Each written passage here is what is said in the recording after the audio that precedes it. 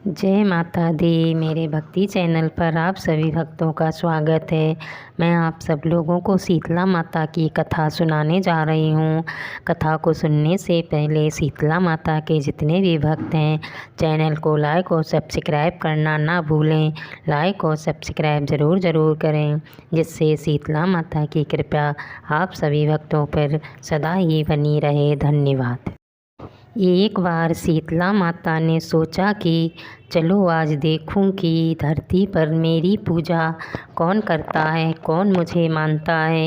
यही सोचकर शीतला माता धरती पर राजस्थान के डुंगरी गांव में आईं और देखा कि इस गांव में मेरा मंदिर नहीं है और ना ही मेरी पूजा होती है। शीतला माता गांव की गलियों में घूम रही थीं, तभी एक मकान के ऊपर से किसी ने चावल का उबला पानी माड़ नीचे फेंका। वह उबलता पानी शीतला माता के ऊपर गिरा, जिससे शीतला माता के शरीर में फपोले छाले पड़ गए। शीतला माता के पूरे शरीर में जलन होने लगी। शीतला माता गांव में इधर उधर भाग भाग के चिल्लाने लगीं, अरे मैं जल गई, मेरा शरीर तप रहा है, जल रहा है, कोई मेरी सहायता करो। लेकिन उस गांव में किसी ने शीतला माता की सहायता नहीं की। वहीं अपने घर के बाहर एक कुम्हारन महिला बैठी थी। उस कुम्हारन ने देखा कि अरे यह बूढ़ी माई तो बहुत जल गई हैं, इसके पूरे शरीर में तपन है, इसके पूरे शरीर में फपोले पड़ गए हैं, यह तपन सहन नहीं कर पा रही है।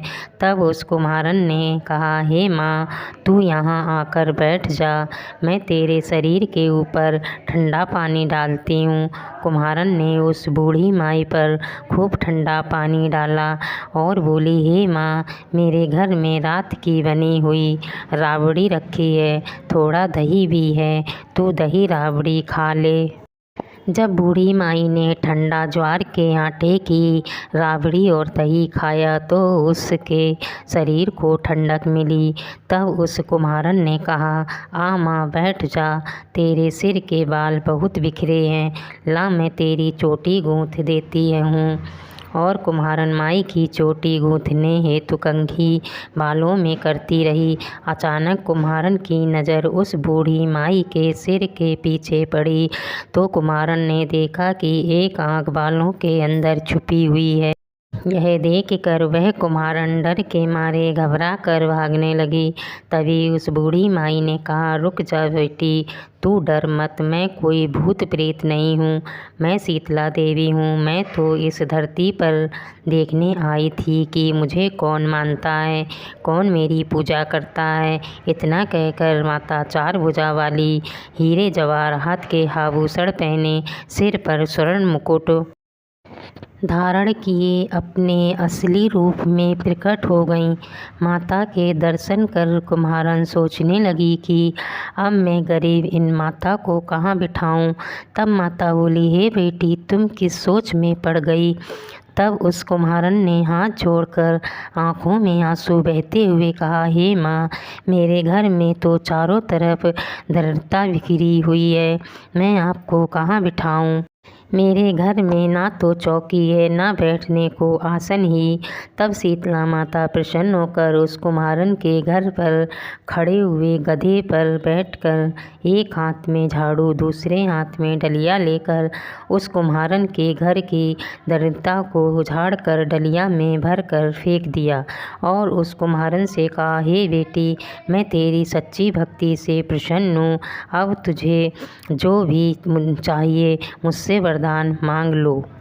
तब कुम्हारन ने हाथ जोड़कर कहा, हे माता, मेरी इच्छा है आप इसी डोंगरी गांव में स्थापित होकर यहीं निवास करें और जिस प्रकार आपने मेरी घर की दरिद्रता को अपनी झाड़ू से साफ कर दिया, ऐसे ही आपको जो भी भक्त होली के बाद की सप्तमी को भक्तिभाव से पूजा कर अष्टमी के दिन आपको ठंडा जल, दही व बासी ठंडा भोजन चढ़ाए, उसके घर की दरिद्रता को दूर करना। एवं आपकी पूजा करने वाली महिला का अखंड सुहाग रखना, उसकी गोद हमेशा भरी रखना। साथ ही जो पुरुष शीतलाष्टमी को नाई के यहाँ बाल ना कटवाए, धोबी को कपड़े धुलने ना दे और पुरुष भी आप पर ठंडा जल चढ़ाकर, नारियल फूल चढ़ाकर परिवार सहित ठंडा बासी भोजन करे, उसके काम धंधे व्यापार में कभी दरिद्रता ना आए। तब माता बोली, तथास्तु। हे बेटी, जो तूने वरदान मांगे हैं मैं सब तुझे देती हूँ। हे बेटी, तुझे आशीर्वाद देती हूँ कि तू मेरी पूजा का मुख्य अधिकार इस धरती पर सिर्फ कुम्हार जाति का ही होगा। तभी उसी दिन से डोंगरी गांव में शीतला माता स्थापित हो गई और उस गांव का नाम हो गया सील की डोंगरी।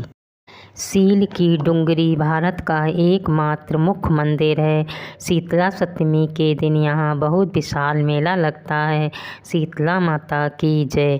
शीतला माता की कहानी जितने भी भक्त सुने वो चैनल को लाइक और सब्सक्राइब ज़रूर करें, जिससे शीतला माता की कृपा सभी भक्तों पे सदा ही बनी रहे। शीतला माता सदा भक्तों पर कृपा करती रहें।